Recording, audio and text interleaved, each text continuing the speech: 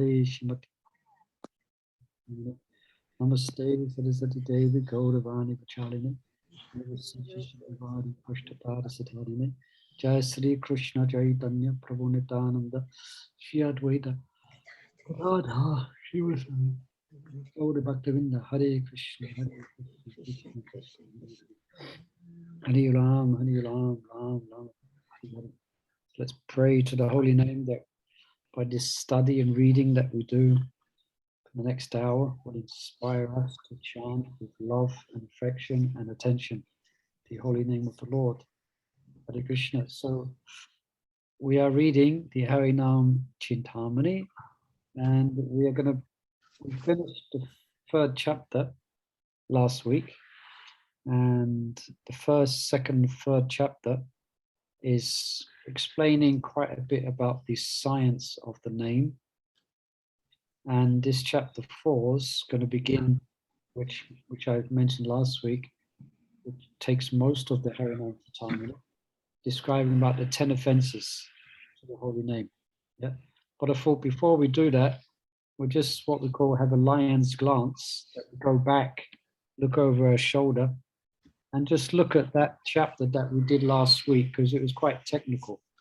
So for myself, I wanted to kind of have a bit more of a better understanding of it. So I did a little study using this notes, which I'm doing lately, in this pen thing. So I hope that's okay with everyone. Yeah, it's good. It's not. It's got changed the view here. I can only see. Okay, that's good. I can see devotees now. Hare Krishna, everyone. Hare Bol. So this is what we discussed last reading. Okay? We're speaking about Namabas, and Namabas is made of 4 aspects. There are 4 mentalities in chanting the holy name. So this is not pseudonym, it's you have Namaparad, stage 1, Namabas, stage 2, pseudonym, stage 3. So Namabas, 4 attitudes, and this is coming from Ajamul Kanda in the Srimad Bhagavatam, where one is chant unintentionally, yeah. So the example is given of a Yavana who chants haram, which means death, I think, or horrible. So haram. Then in jest or ridicule, or derisively. No, in jest or ridicule is jarasandha, and derisively and in disregard or neglect, shishapal was given as an example. Now, in Namabas here, Shraddha is absent, as described here. See, Shraddha is absent. We're here now. Yeah, Shraddha is absent, but it can give liberation. But the type of liberation it can give liberation, but not Goloka Vrindavan liberation.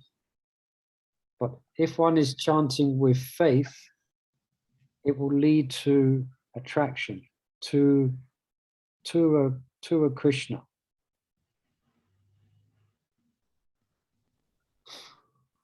You follow? So then when anarthas are removed, we're here now, then that Namabas will lead to Sudanam, which will give birth to then will Krishna Prema. So this Namabas is characterized by one doesn't have faith.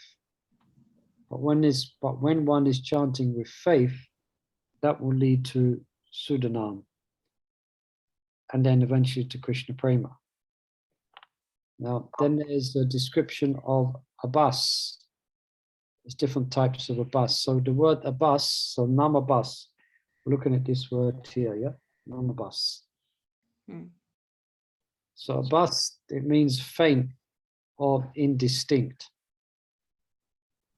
Yeah, so there's two types, Surup Abbas and Patibimba Abbas. This is what we spoke last week. Now, Surup Abbas, the full brilliance of the sun shaded by clouds. So it's also known as Chaya, which means a cloud, isn't it? Someone mentioned it last week, Chaya. Shadow. Shadow, yeah, thank you. Yeah. So shadow. So it gives a faint, the name's there, but it's a shadowy. It's covered with clouds. So that's Surup Abbas. Then we have Patibimba Abbas. So this is not a shadow, it's a distorted image of the real object. So it gives an inaccurate perception of the original source of light. So as I mentioned, this one is connected. Here, this is connected. This one is not connected. Yeah, Patibimba. So this is what, from Mayavadis chanting the whole name, they're chanting in Patibimba Abbas. Okay, so it's a distorted, it's a distortion. So there's a nice sentence here. It appears when the rays of the holy name reflect off the lake of Mayavadi foot. And then there was quite a description about Mayavadi was then given. So that leads to, they can get mukti, but it's Sayuja, which Vaisnava was not interested in. So Sayuja means oneness. And it's a major aparad. Okay. Actually, it's a heinous offense. That's great. Right, that's basically what we read last week. Kind of went through that quite quickly. Only took a couple of minutes. We were reading for an hour. But hope that's kind of broke it down a bit for you. Yep. Yeah, you can go where we were, yeah. So, yeah. And so let's go in then to, let me see if I can stop this share now. Second. This meeting's been recorded by the host. Got it. Stop share. Okay, Hare Krishna. Now the new share. Share my screen. Oh, guy is walking. Hare Krishna on the road. Amazing technology, isn't it? You can listen to classes while you're Moving around. No, oh, sorry.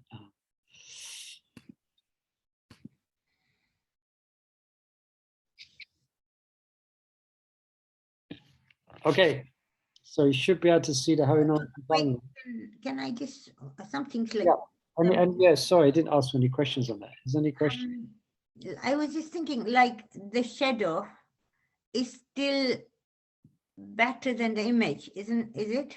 I mean, I'm just thinking to There myself. cannot be a shadow without an image.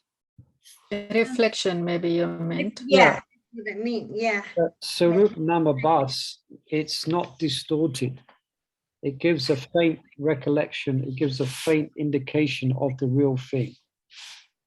Yeah, we did this a lot last week about that. Yeah, but the Pratibimba is a distorted, where it's a disruption of what the real thing is.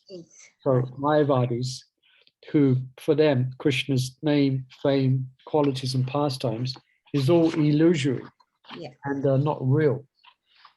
So their chanting of the holy name is, although it's chanting, it is actually aparad because of their mentality towards Krishna.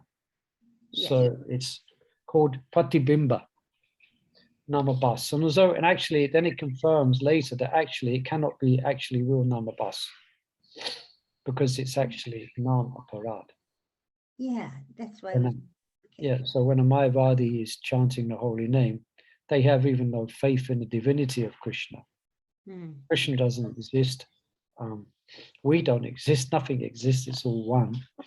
So they take up chanting for various reasons, to help them in their path to obtain oneness.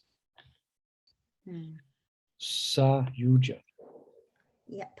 So Pratibimba.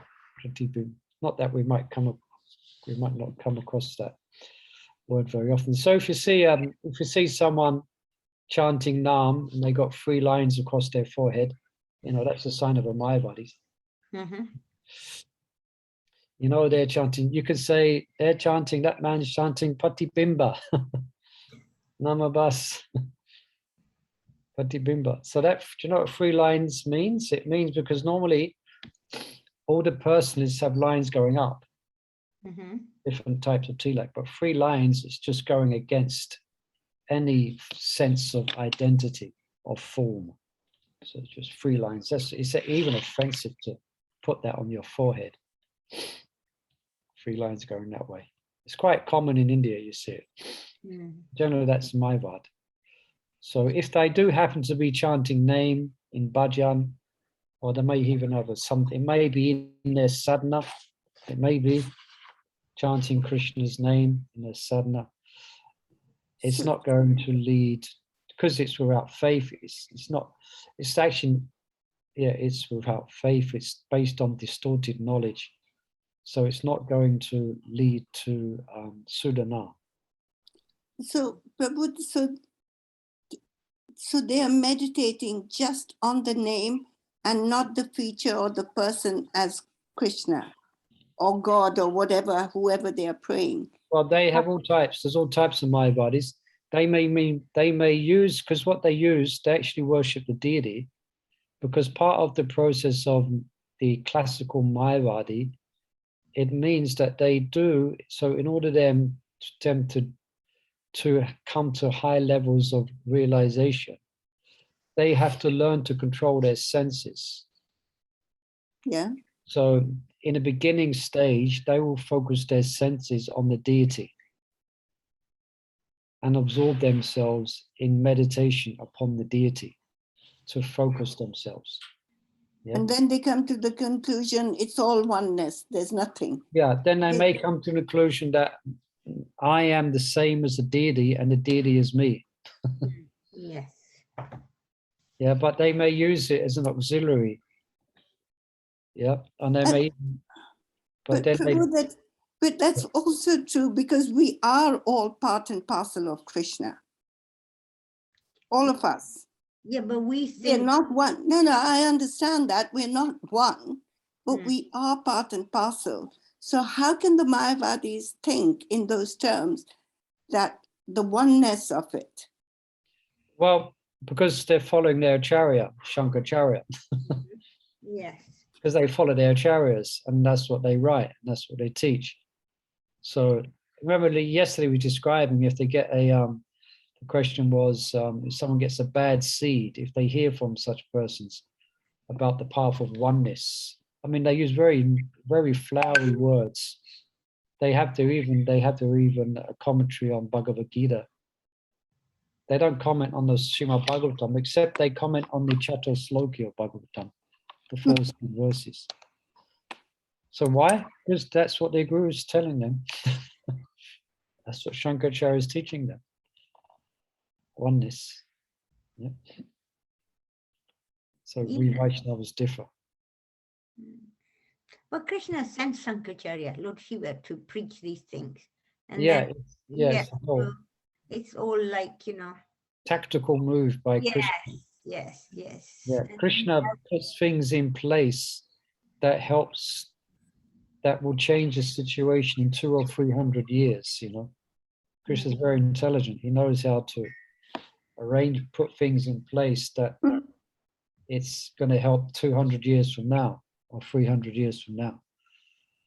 Yeah. So when you look back on it, then you can see it. You can see Krishna's plan more clearly. But wasn't it because as Shankaracharya came because he wanted to get back to the Vedas, to the real understanding.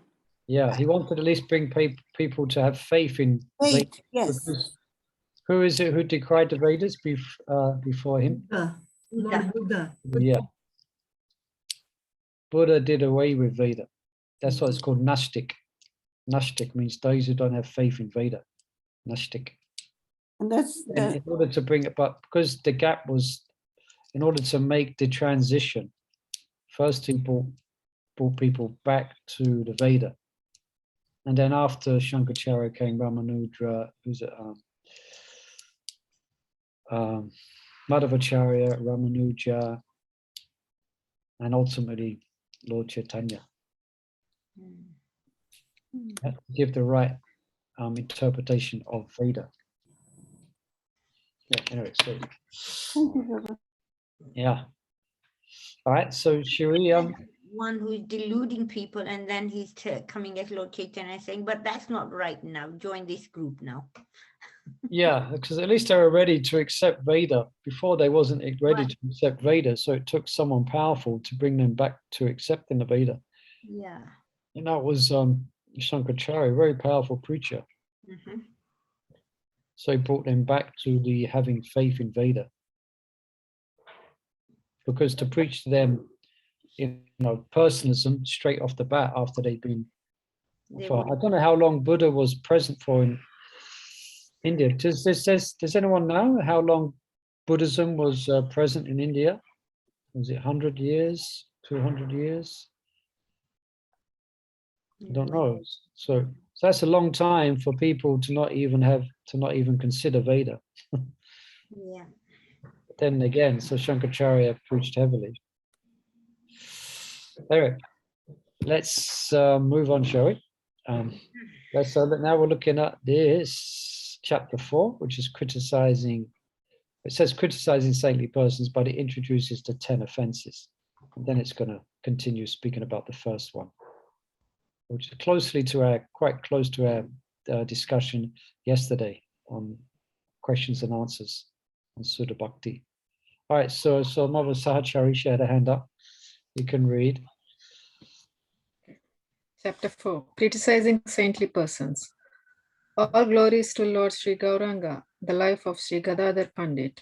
All glories to Lord Nityananda, the heart of Srimati Janavi Devi. All glories to Sri Advaita Acharya, the Lord of Mother Sita. All glories to Srila Srivas Pandit and to all the devotees of Lord Chaitanya. Lord Chaitanya said, Haridas now describe in detail the offenses against the holy name. Srila Haridas replied, O Lord, whatever I say will be on your prompting alone. I am a mere puppet. The scriptures enumerate 10 offenses against the holy name, and I am very fearful of these offenses. I will list them one by one. Please give me strength to avoid these offenses, my Lord. 1. To criticize saintly persons. 2. To consider the demigods to be independent of the Supreme Lord, or that Lord Krishna's name, form, qualities, and pastimes are separate from the Lord. 3. To disobey the spiritual master who reveals the truth about the holy name. 4. To criticize the scriptures that describe the glories of the holy name. 5. To consider the excellences and divine qualities of the holy name as delineated in the scriptures to be imaginary. 6. To commit sinful activities on the strength of chanting the holy name.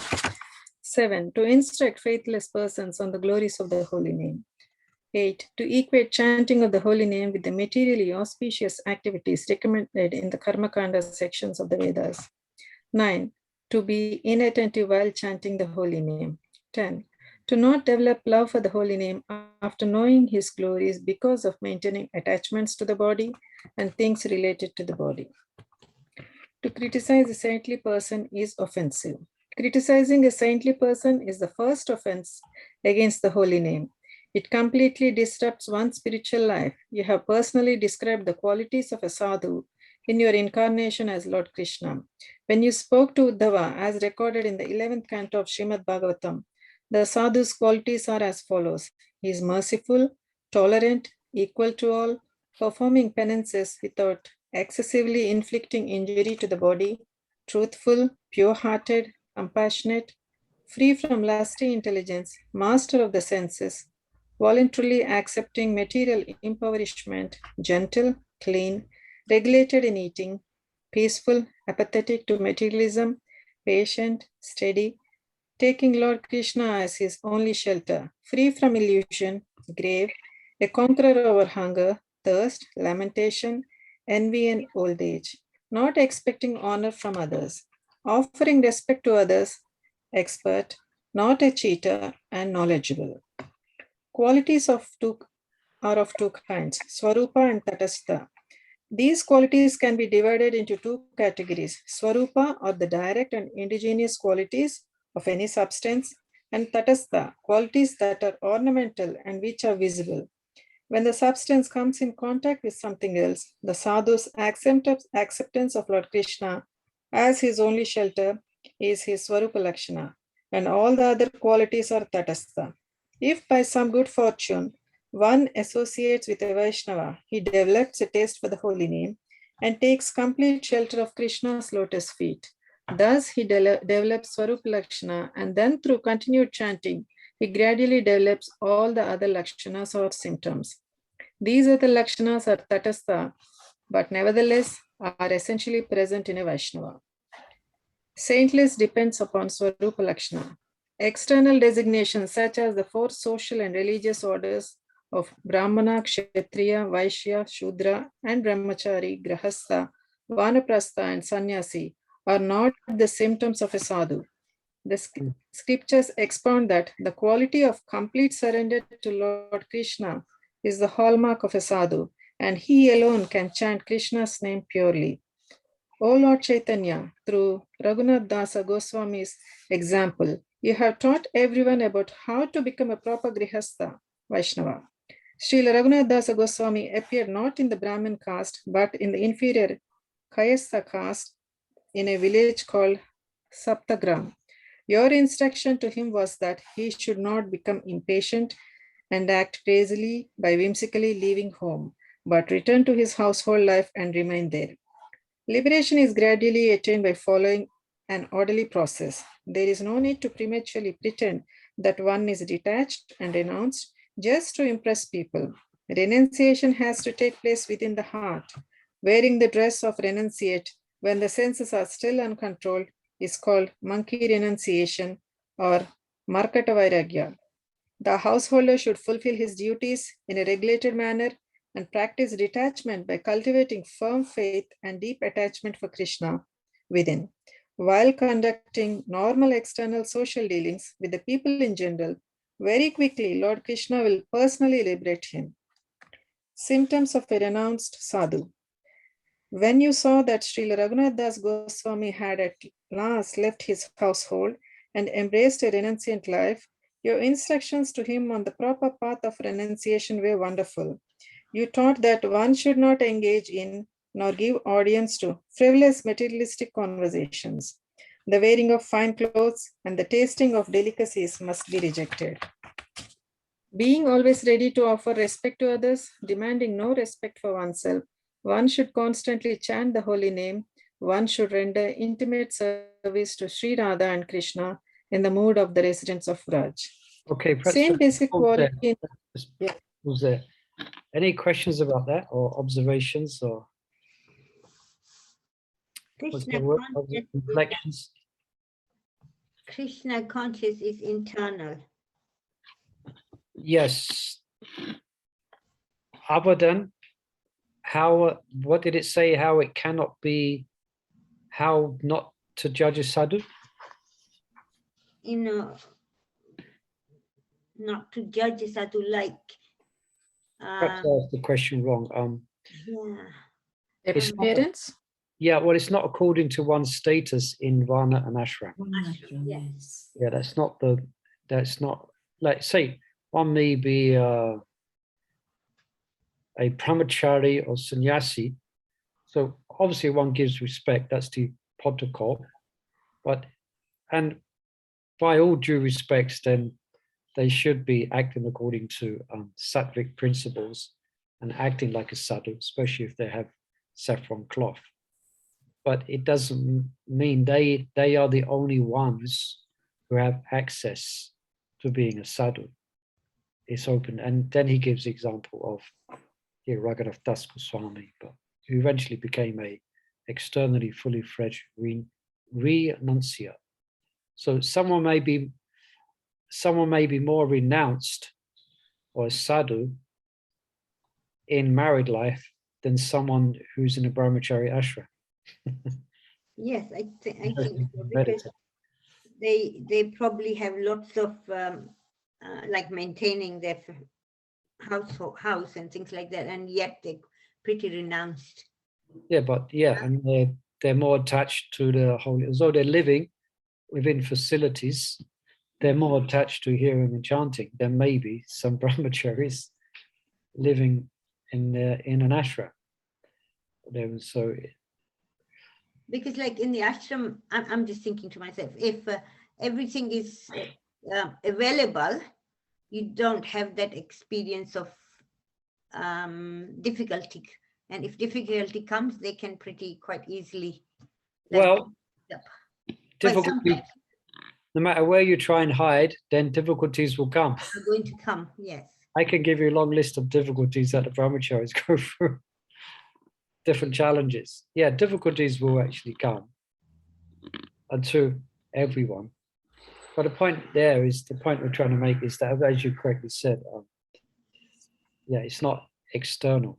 Although the requirements or the qualities for a sadhu were quite high, what we just read, those qualities go back. These qualities here. Yeah. Which was, sort of, these are the symptoms of a quality of a sadhu. So regardless of what ashram they are in. But still, people pay respects to sadhu. Like just today in the temple, I was just coming past the temple room, and one Indian man came out of the temple room. I haven't seen him before. I mean, I don't know him, and he Hare Krishna, and he went down. He's trying to touch my feet, I don't know him before. I was thinking, in one sense, I'm kind of. No, but that's an Indian way. I was That's thinking. Sorry. Yeah, I was just appreciating that. I was thinking, where does that happen? Does anyone in the West, would they ever do such a thing? Yeah.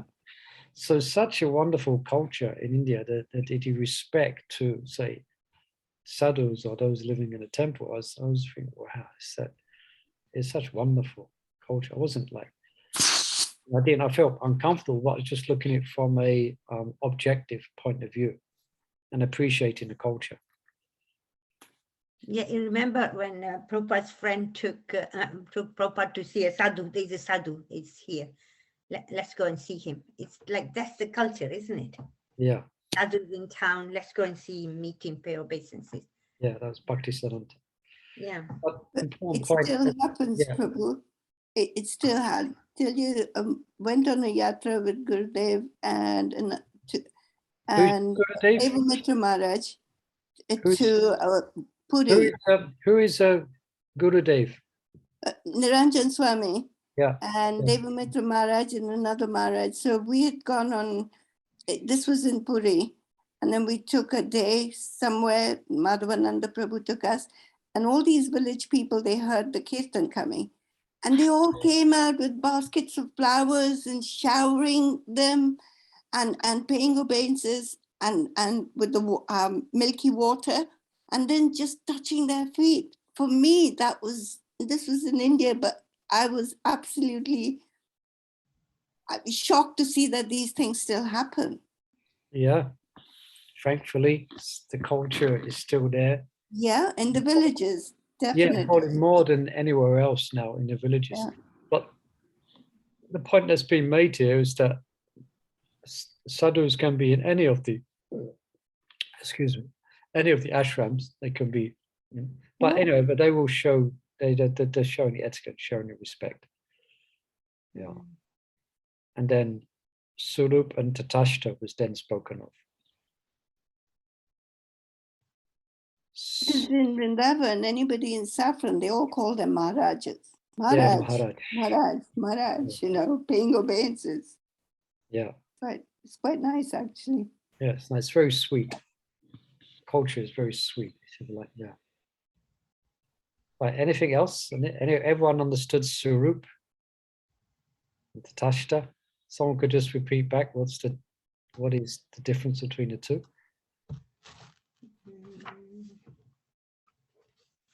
Between what, Prabhu? So, Sarup, Laksham, and Tatashta Laksham. I haven't moved the page, so you can't see it.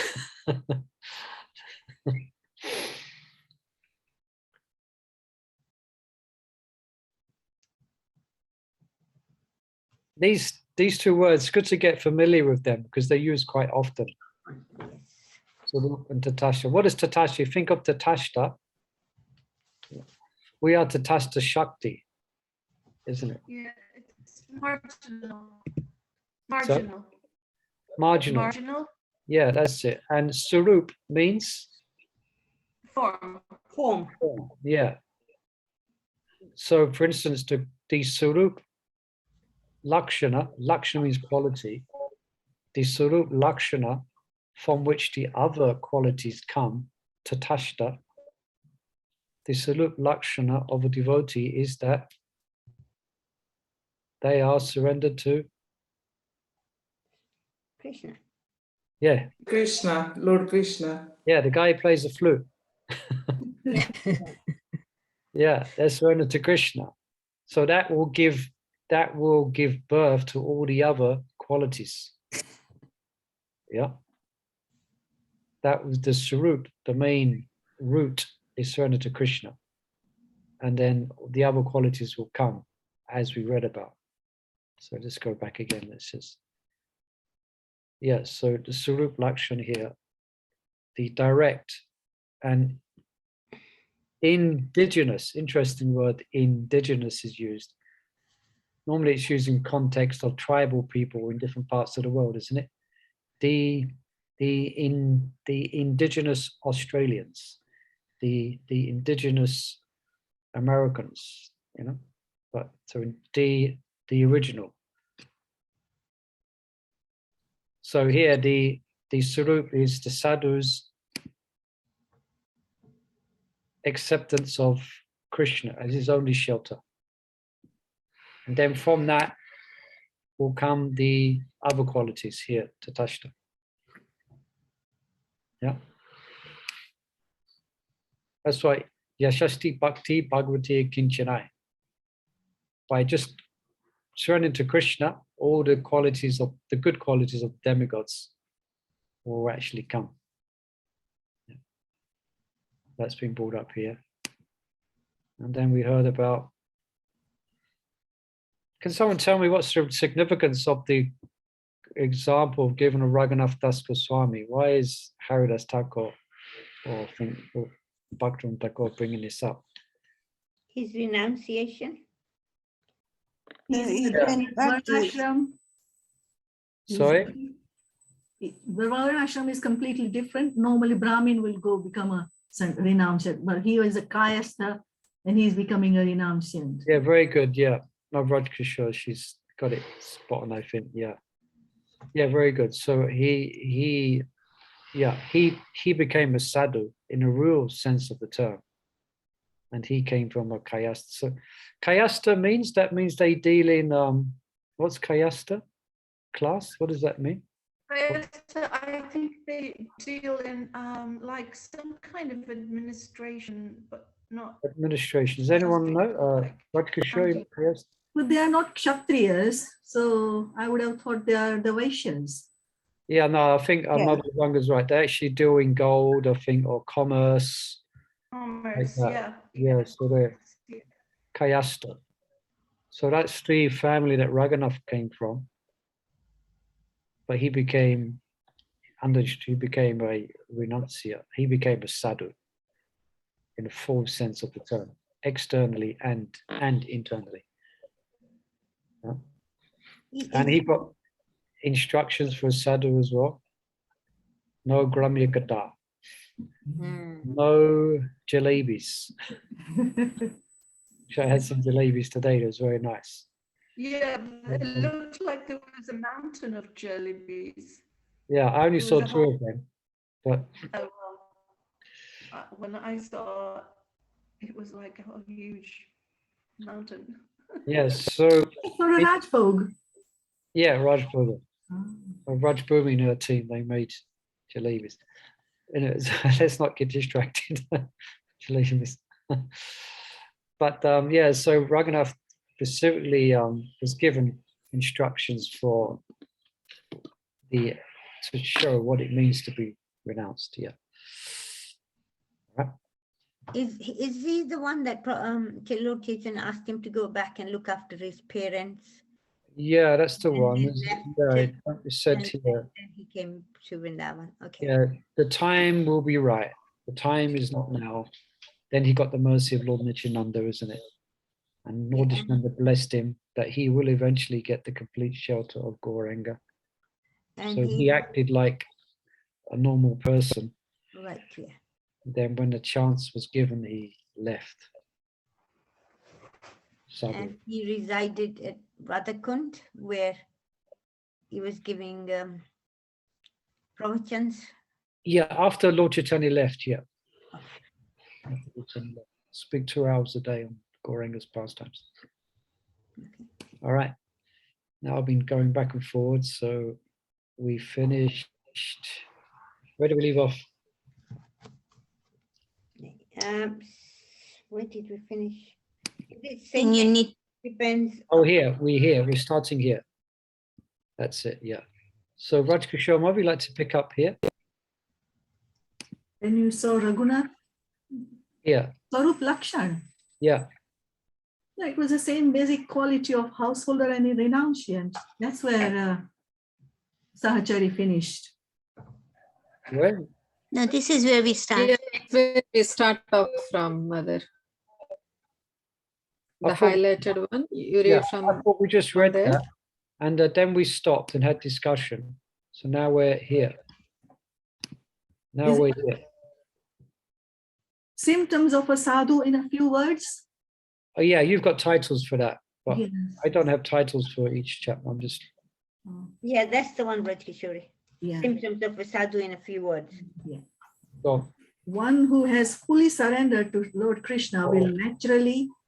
No, Mother, a bit further up, the previous It began. one. This Not that one. It is offensive to criticize a sadhu Some basic quality in one above. when Some one basic has quality in developed householder renunciant. Swarup Lakshan. Oh, I got it now. Same basic quality in householder and renunciant. It says Swarup Lakshan or principal symptoms. Yes? Correct. Yeah. Surrender to Lord Krishna must prevail in sadhu regardless of his varna and ashram. The thirst lakshan or marginal symptoms will certainly vary according to the varna and ashrams. Undeviating surrender to Lord Krishna is a swarup lakshan of a devotional service. Whoever possesses this quality will soon find that the other marginal symptoms have come to him unfailingly. But if the perchance the marginal symptoms have not reached full maturity in the surrendered sadhu, and instead some serious discrepancy in the character are visible in him, then he is still to be respected as a sadhu or a saintly soul. This is the verdict of the scriptures as expressed in Lord Krishna's own words in the Bhagavad Gita. A profound philosophical truth is revealed by this verse, and we are aware of it only due to your mercy. Okay, let's just pause there. Anyone can tell us what that verse is? Any back to Sastri students out there? Apita Sadracha or no? No. Yes, yes. Is that the one? Yeah. Even if one, but if they continue on the path, then Yeah. they are supposed to be saintly. Yeah, that's it. So he's paraphrasing that here. That's 931, I think, or 9, something like that. Chapter 9. Yes, so they're paraphrasing that verse here. Interesting, they didn't quote the verse, just referring to it. Yeah, so that's that verse is very, very significant, actually. It's a very, very significant verse. Yeah. So even if let's just go back, even if serious discrepancies are in his character, he's still to consider the sadhu, because they're correctly situated in their determination to obtain shelter of Krishna's lotus feet. So, okay, you can continue, Mother. It is offensive to criticize a sadhu for past sins. When one has developed a real taste for chanting, then a single utterance of a holy name can eradicate all previous sins.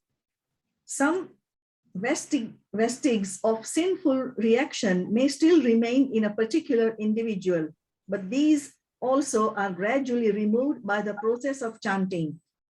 As these last traces of sin disappear, he emerges a pure devotee. Of course, the lingering traces of sin are seen by the common man as sins, but if a saintly person is criticized because of the traces of almost extirpated sin in his character, that is a grievous offense. If criticism is made against a sadhu for sins committed prior to his surrendering to Krishna, that is likewise another serious offense.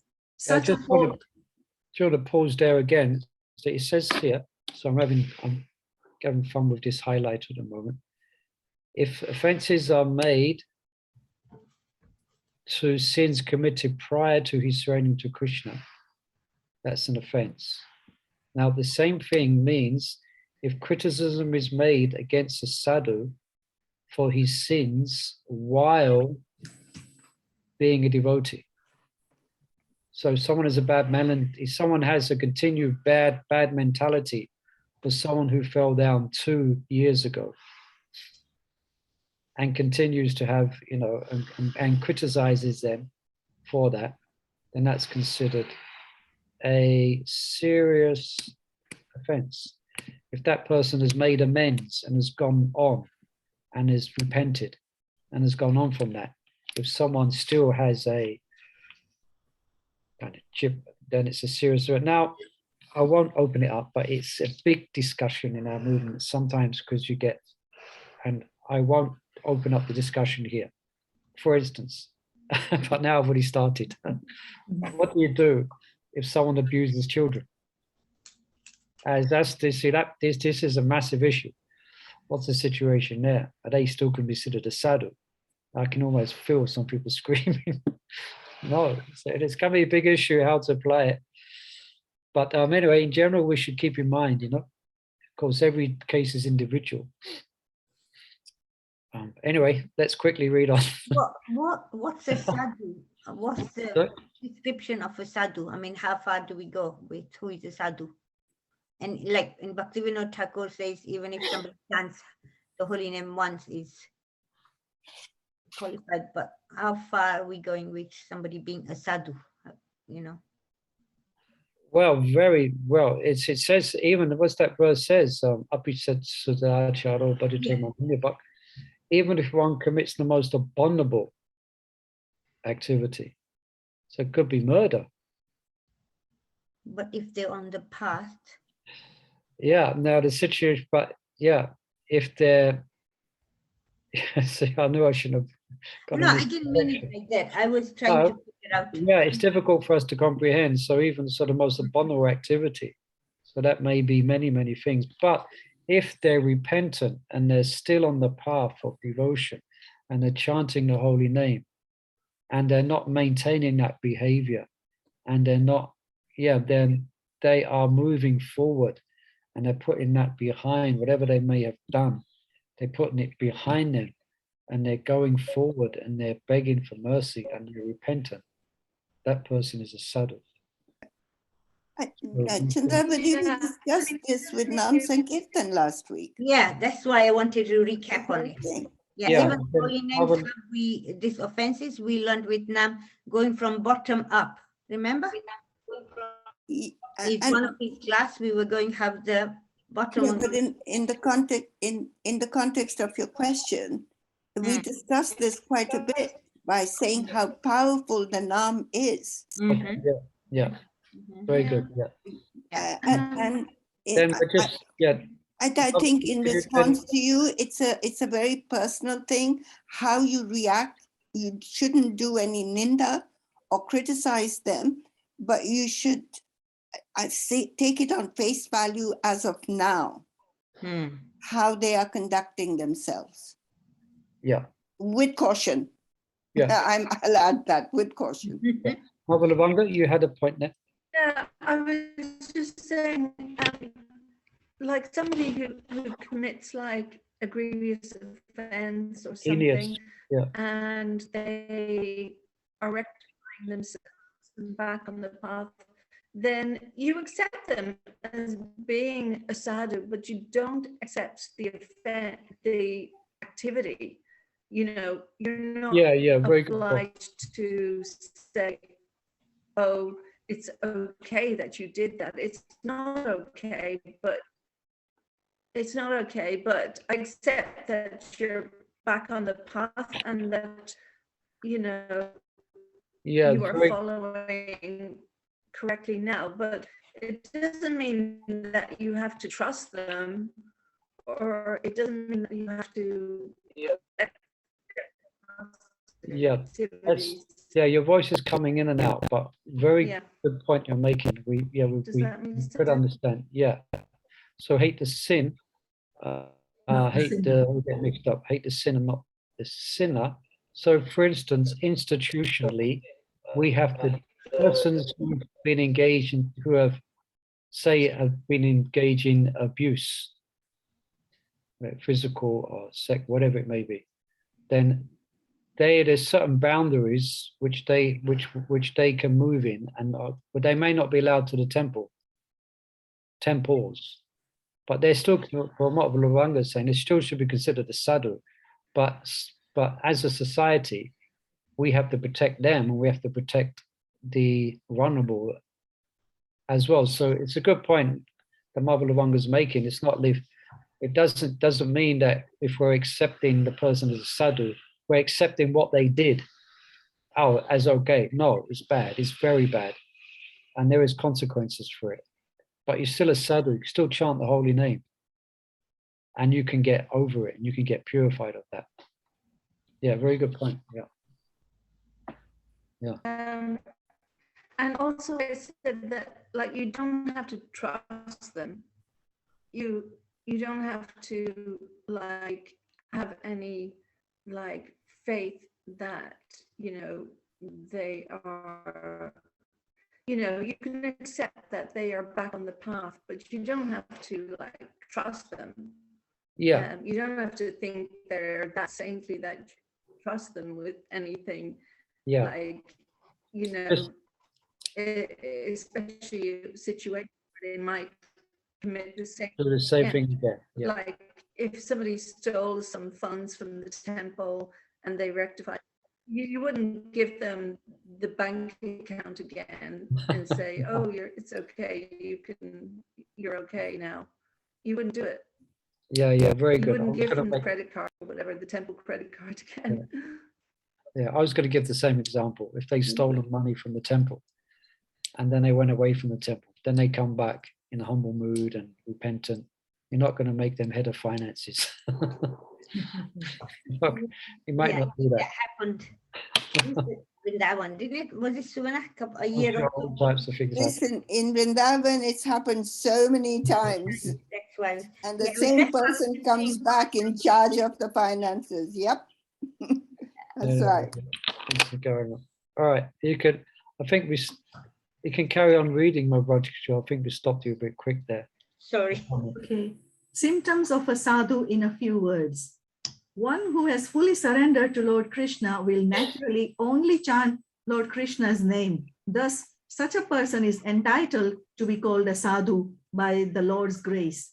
Only a devotee of Lord Krishna is eligible to be respected as a sadhu, and none other.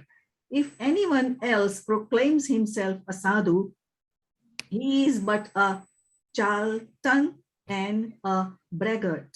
One who humbly says his poor soul surrendered to Lord Krishna, who constantly chants Krishna's name, is a real sadhu. One considering himself lower than a blade of grass and more tolerant than a tree, offers all respects to others without expecting any for himself. The holy name of Krishna grants such a sadhu divine love of Godhead. A Vaishnava fixed in the name is a real sadhu. When I hear sadhu chant a holy name, I offer my respects to him, knowing him to be a perfect Vaishnava. A Vaishnava is the spiritual master of the world, a true friend of every being, always an ocean of compassion. Anyone who criticizes a Vaishnava goes directly to hell and suffers untold pains, birth after birth. The doors of bhakti are closed to this offender because devotional service is a merciful gift of a Vaishnava to the living entities. The Vaishnava is an abode of Lord Krishna's spiritual potencies. Others receive Krishna bhakti only by his confidential association. The potency or Shakti of pure devotion is a blend of Hladini, Krishna's pleasure-giving potency, and Samvit, Krishna's knowledgeable giving potency. A pure bhakti potency is instilled by a perfected pure devotee in the aspirant devotee. It is by this process that the bhakti potency is handed down. Bhakti potency reposes in the heart of a transcendentalist, and it uses him as a vehicle for further movement. When a jiva becomes free from envy and is inclined to devotional service, the bhakti potency is then transferred from the pure devotee's heart into that jiva's heart. This is great mystery. The three great touchstones that offer mercy of a Vaishnava in attendance to bhakti are the Vaishnava's eatable remnants, the water from his footbath, and the dust from his lotus feet.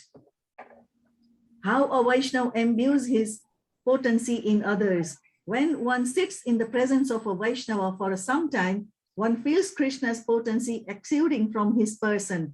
This potency enters the heart of a faithful person and impregnates it with bhakti.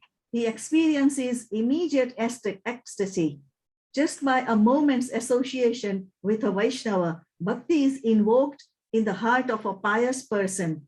Immediately, he'll be inspired to chant Lord Krishna's name. Gradually, the holy name will offer him all the spiritual qualities. If let's pause there again.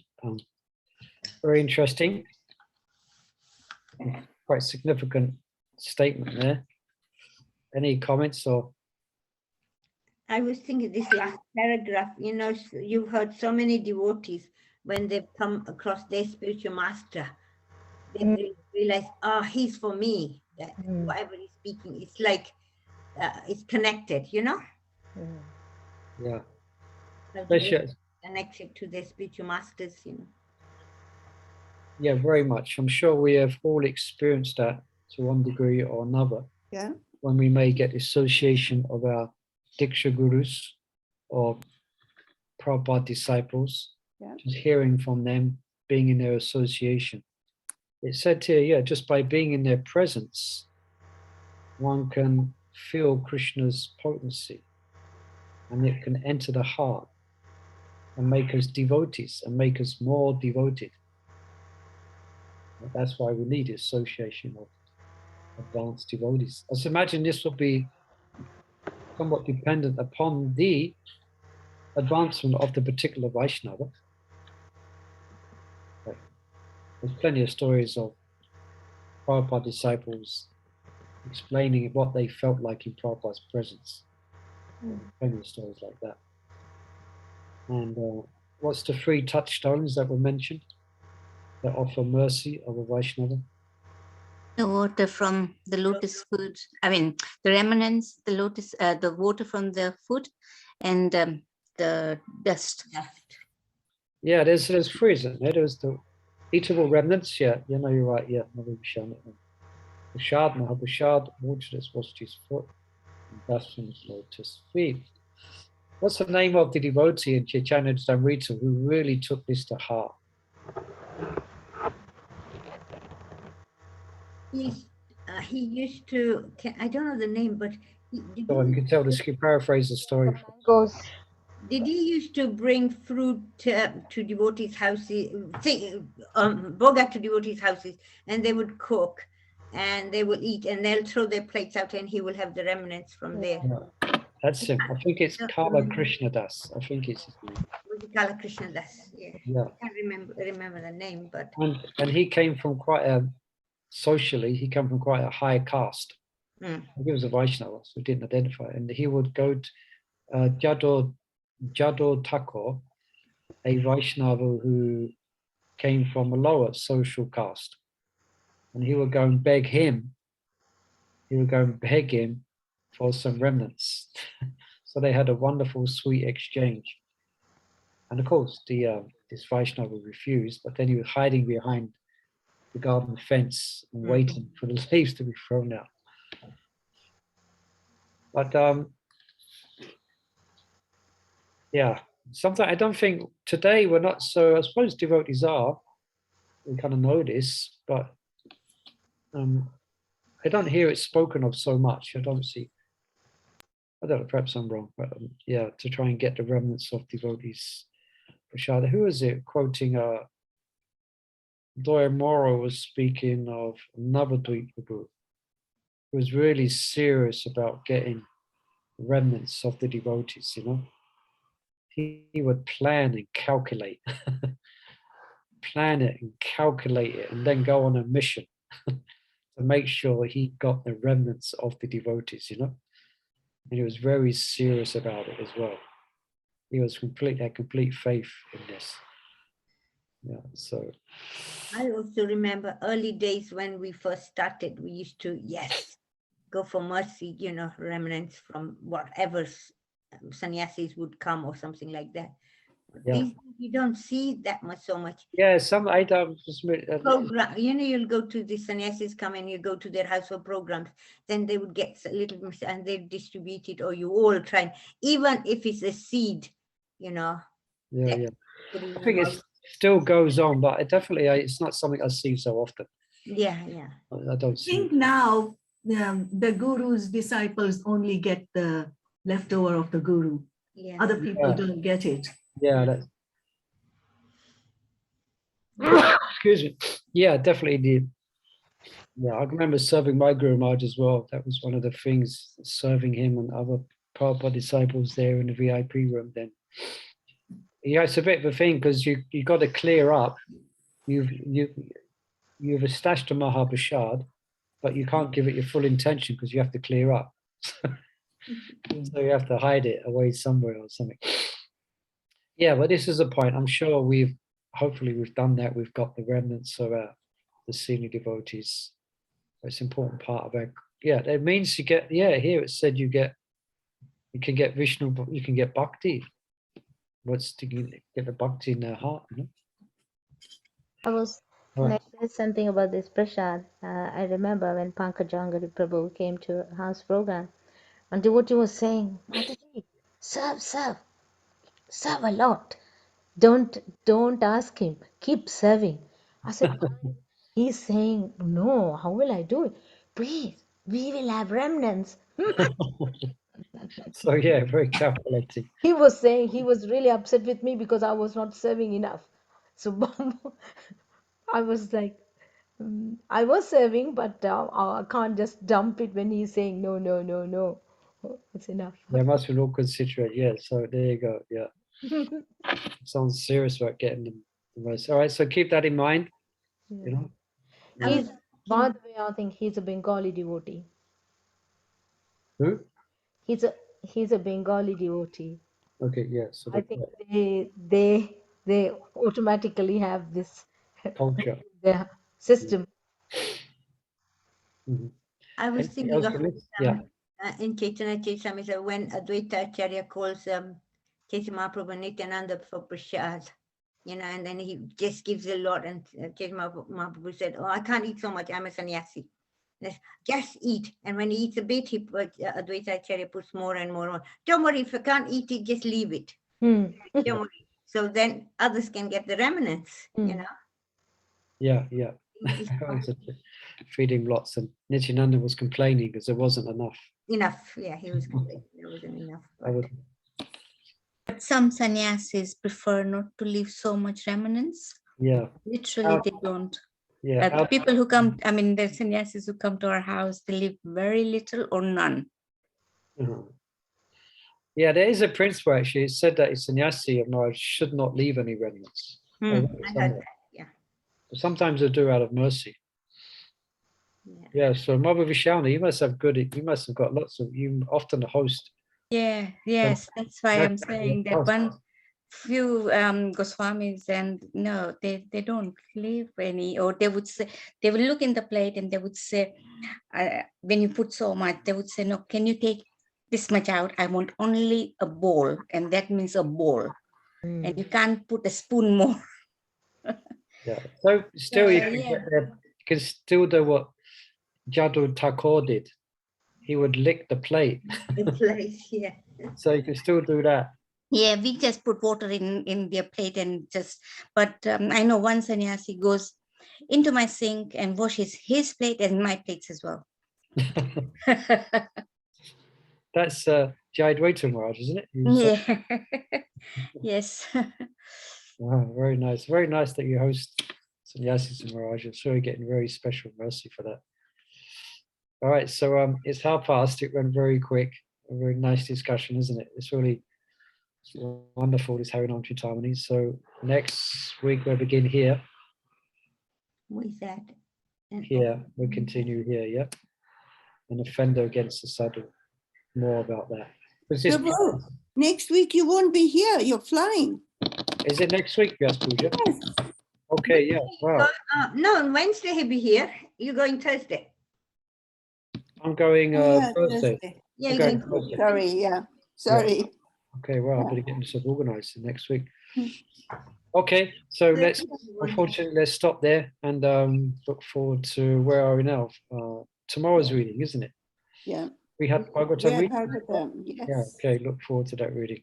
Thank you everyone for joining us. I wish you the best. Thank you. Hare Krishna. Thank you, Prabhuji. Thank you. Yeah. Jai. Hare Krishna.